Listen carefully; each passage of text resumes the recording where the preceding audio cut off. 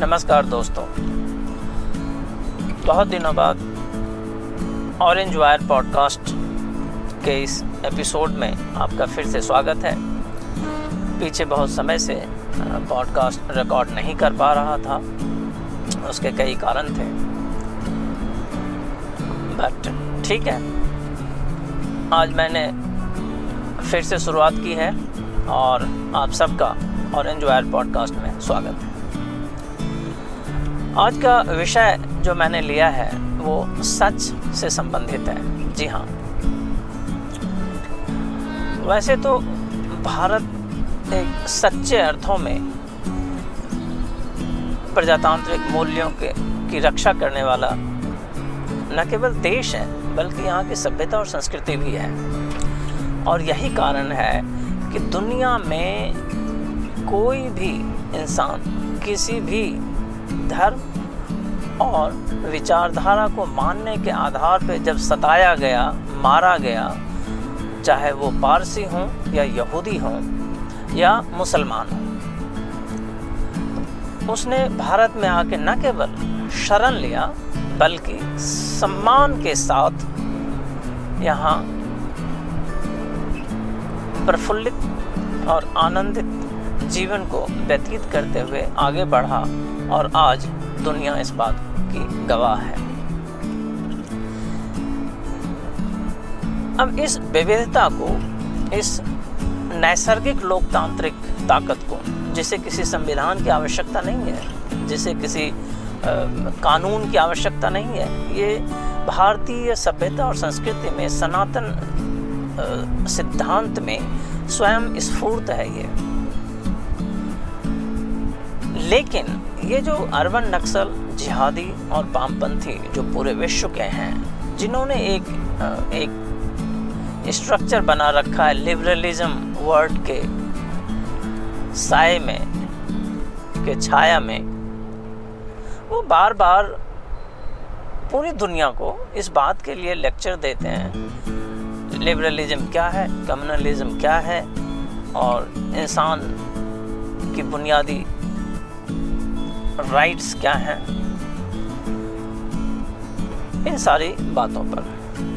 लेकिन ये सारी बातें इन अर्बन नक्सल्स को, वामपंथियों को, कम्युनिस्टों को, जिहादियों को तभी तक अच्छी लगती है जब तक इन बातों से उनका हक, उनका एजेंडा सिद्ध होता हो, उनकी बातचीत बेहतर होती हो और उनका जो सिद्धांत है वो आगे बढ़ता हो। जैसे ही उसके कृत्यों को उजागर करने का कोई कोशिश करता है, कोई सच सामने लाने की कोशिश करता है, जैसे ही ये अर्बन नक्सल और जिहादियों के गठजोड़ का और उसके कुकृत्यों का जो मानव समाज के खिलाफ वो लगातार करते आ रहे हैं लगभग 1 साल से, तो उनका जो ये लिबरलिज्म को नापने का पैमाना है वो बदल जाता है। और यही अभी साफ साफ एक बार फिर से देखने को मिला। एक इसी तरह का हिपोक्रेट, बहुत ही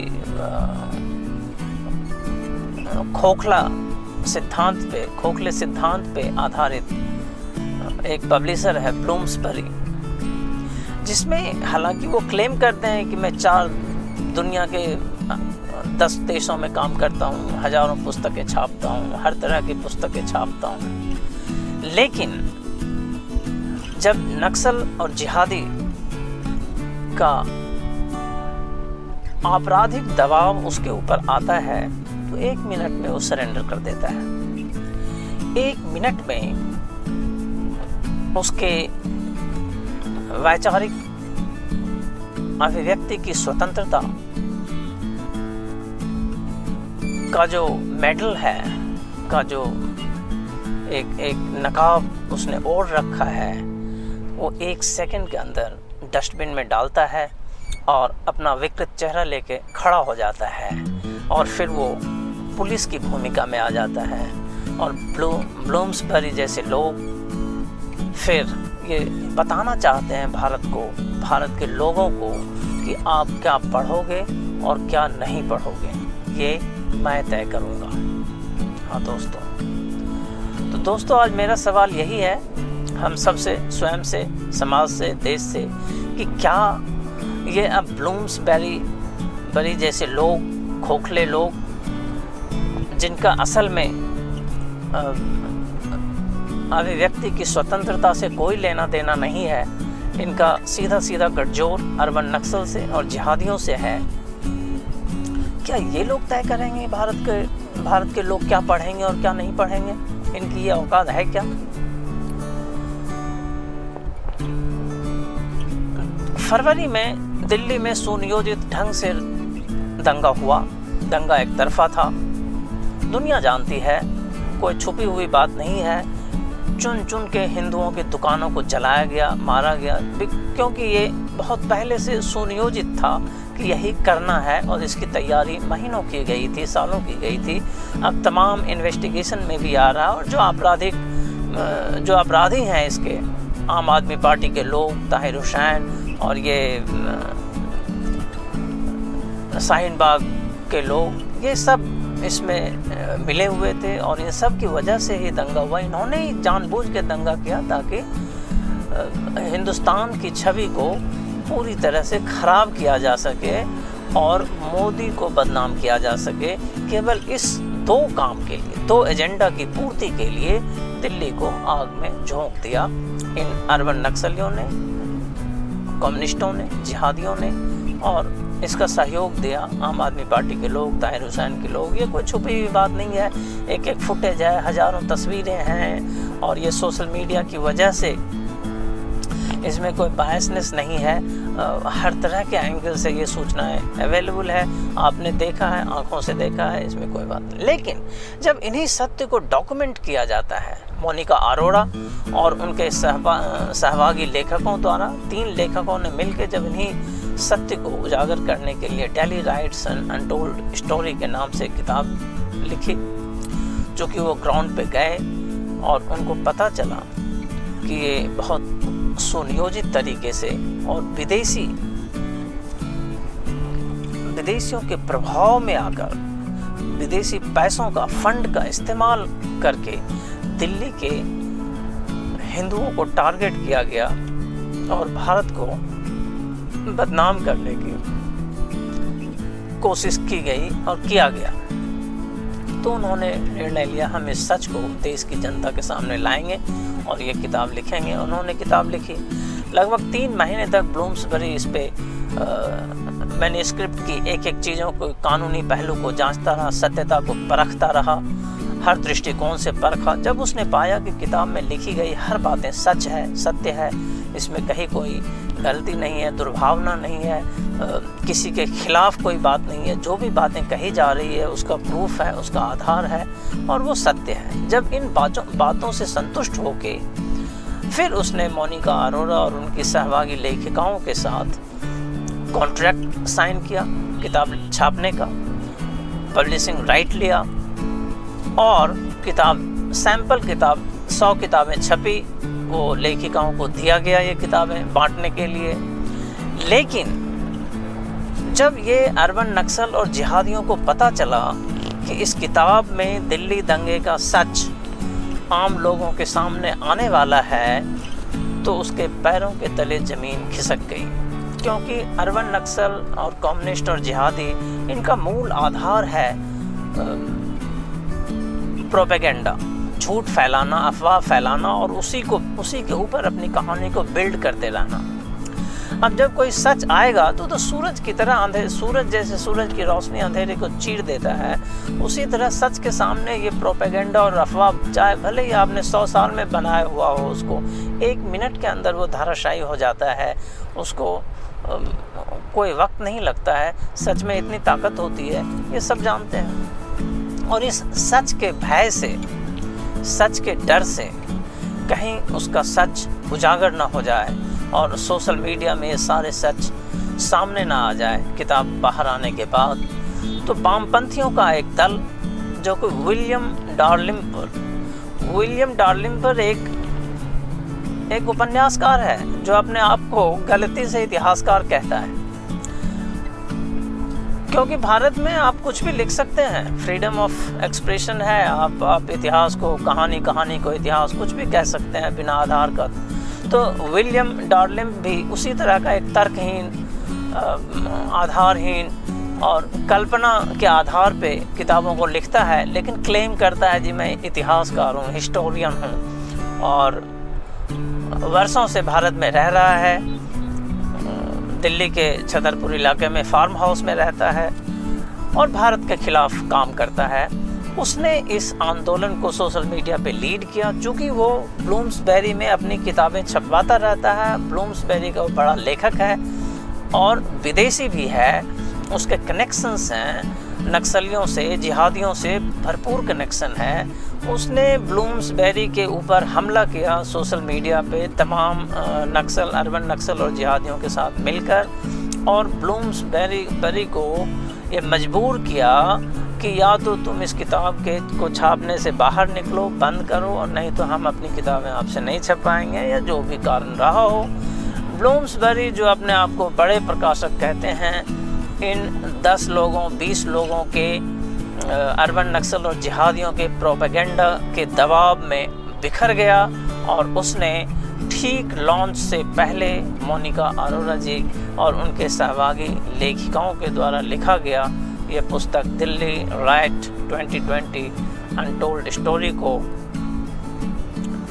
से बाहर निकल गया, उस कॉन्ट्रैक्ट से बाहर निकल गया, और उसने घोषणा की कि हम ये किताब नहीं छापेंगे। अब ये किताब केवल मोनिका अरोरा जी का मसला नहीं है। ये किताब कई सवाल उठाते हैं। ब्लूम्सबेरी जब ये कहता है कि हम ये किताब नहीं छापेंगे, इसका मतलब वो ये भी कहता है कि हम भारत के लोगों के सामने सच नहीं आने देंगे। इसका मतलब वो ये भी कहता है कि ब्लूम्सबेरी जो है विलियम डार्लिम जैसे नक्सली, अर्बन नक्सल और जिहादी और नकली लेखकों के साथ है, जो हमेशा लगातार कई वर्षों से भारत के खिलाफ काम कर रहा है। ब्लूम्सबेरी ये भी इंश्योर कर रहा है कि भारत के लोग क्या पढ़ेंगे और क्या नहीं पढ़ेंगे, ये ब्लूम्सबेरी तय करेगा। मतलब ब्लूम्सबेरी के अंदर, विलियम डार्लिम के अंदर अभी भी वो कॉलोनियल हैंगओवर है, जो उसे बार बार शायद याद दिलाता है कि भारत कभी ब्रिटेन के अधीन था। इसलिए आज भी हम जो चाहेंगे वो होगा, हम जो भारत को पढ़ाना चाहेंगे वो पढ़ेगा। जैसे मैकाले ने भारत को जो पढ़ाना चाहे गुलामी के समय वो पढ़ाया, और भारत का बहुत बड़ा नुकसान प्रगति के रास्ते पे हुआ। आज भी वही मानसिकता इन वामपंथियों का, इन अर्बन नक्सल्स का और जिहादियों के दिमाग में काम करता है। लेकिन सोशल मीडिया का समय है और जागरूकता, जनता की जागरूकता के सामने इनकी कोई ताकत नहीं है, इनकी कोई विशाद नहीं है, इनकी कोई औकात नहीं है। टेक्नोलॉजी, सोशल मीडिया और जनता की जागरूकता ने इन नशेड़ी अर्बन नक्सल और जिहादियों को से मतलब चुनौती का सामना करने के लिए पूरी तरह से तैयार है और मैदान में है। आज भारत का हर एक सजग नागरिक इस किताब को लेके, इस किताब के बहाने जो भारत की स्वतंत्रता की अभिव्यक्ति पे हमला किया गया है, भारतीय लोगों से सच को छीना गया है, छीनने की कोशिश की गई है, उसके खिलाफ उठ खड़ा हुआ है और उसके खिलाफ संघर्ष कर रहा है, आवाज़ उठा रहा है। और ये विलियम डार्लिम पर जैसे लोगों को भारत में 1 मिनट भी रहने का अधिकार नहीं है। इसको तुरंत यहाँ से निकलना चाहिए और सरकार को भी इस पे एक्शन लेना चाहिए। ब्लूम्सबेरी को भी कानून के दायरे में लाना चाहिए और उसकी जिम्मेदारी तय होनी चाहिए। वो कौन होता है ये तय करने वाला कि हम क्या पढ़ेंगे और क्या नहीं पढ़ेंगे? उसका ये बिजनेस नहीं है। लेकिन वो ऐसा कर पा रहा है क्योंकि वो समझता है कि भारत अभी भी मानसिक गुलामी में है और उस पर इस तरह की बातचीत वो कर सकता है, भारत में ऐसे काम वो कर सकता है। यही कारण है कि ब्लूम्सबेरी जैसे लोग भारत में आके, लंदन की कंपनी यहाँ आके और भारतीय लोगों के साथ ये इस तरह का अमानवीय कृत्य कर रहा है, जो कि बिल्कुल ही अन्यायपूर्ण है और इसके खिलाफ हर भारतीय को खड़ा होना चाहिए, आवाज़ उठाना चाहिए। और एक बात मैं यहाँ जोड़ना चाहूँगा कि भारतीय लोगों की जागरूकता की वजह से आज गरुड़ा प्रकाशन ने ये तय किया है कि इस किताब का पब्लिकेशन वो करेगी। उन्होंने छापने के लिए कंसेंट दिया है, इसको कंफर्म किया है सोशल मीडिया पे और बुकिंग भी ले रहे हैं। और कल रात तक ये खबर थी कि 24 घंटे के अंदर अंदर 20,000 किताबें बुक कर दी गई हैं। प्री ऑर्डर किताब अभी गरुड़ा ने छापा नहीं है, केवल उन्होंने कहा है कि हम छापेंगे और उनका कॉन्ट्रैक्ट हो गया है तीनों लेखिकाओं के साथ इस किताब को लेके। ये एक ऐतिहासिक नंबर्स है किसी भी पब्लिकेशन हिस्ट्री में कि 24 घंटे के अंदर इतनी बड़ी संख्या में कोई किताब प्री ऑर्डर बुक हो जाए। मतलब किताब अभी आई नहीं है लेकिन लोगों ने पैसे जमा कर दिए कि हमें ये किताब चाहिए। कल तो उनका सर्वर काम नहीं कर रहा था, क्रैश हो गया था। ये है हमारी ताकत, जागरूक जनता की ताकत और सच्चाई की ताकत। यदि इसमें सच्चाई ना होती तो ये हमें देखने को न मिलता। तो ये सच्चाई का जो गला घोटने का काम अर्बन नक्सल और जिहादियों ने किया, ब्लूम्सबरी ने किया और यह विलियम डार्लिंग ने किया, नकली लेखक, ये इनको एक सबक है। ये सुधर जाएं और मानव की तरह, इंसान की तरह यहाँ बातचीत करें, इंसान की तरह रहना चाहें तो रहें, वरना ये भारत में रहने योग्य नहीं है। ऐसे कम्युनल लोगों को, ऐसे अमानवीय लोगों को भारत की धरती पर नहीं होना चाहिए और विलियम डार्लिंग पर जैसे लोगों को बाहर जाना चाहिए जो सच को छुपाना चाहते हैं। तो इस एपिसोड में इतना ही दोस्तों। दिल्ली राइट वन साइडेड दंगा था, प्रायोजित दंगा था, सबको पता है। अब ये डॉक्यूमेंट भी हो चुका है FIR के आधार पे, प्रूफ के आधार पे। इस किताब में दिल्ली राइट्स 2020 अनटोल्ड स्टोरी, आप इसको ज़रूर पढ़ें और सच से समाज को अवगत कराएं। ये बड़ी आवश्यकता है हमारे भविष्य को जीवित रखने का, वरना ये भविष्य बचने वाला नहीं है। यदि ऐसे सत्य को आप अपने आसपास जगह नहीं देंगे तो भविष्य आपका खतरे में रहेगा। धन्यवाद दोस्तों।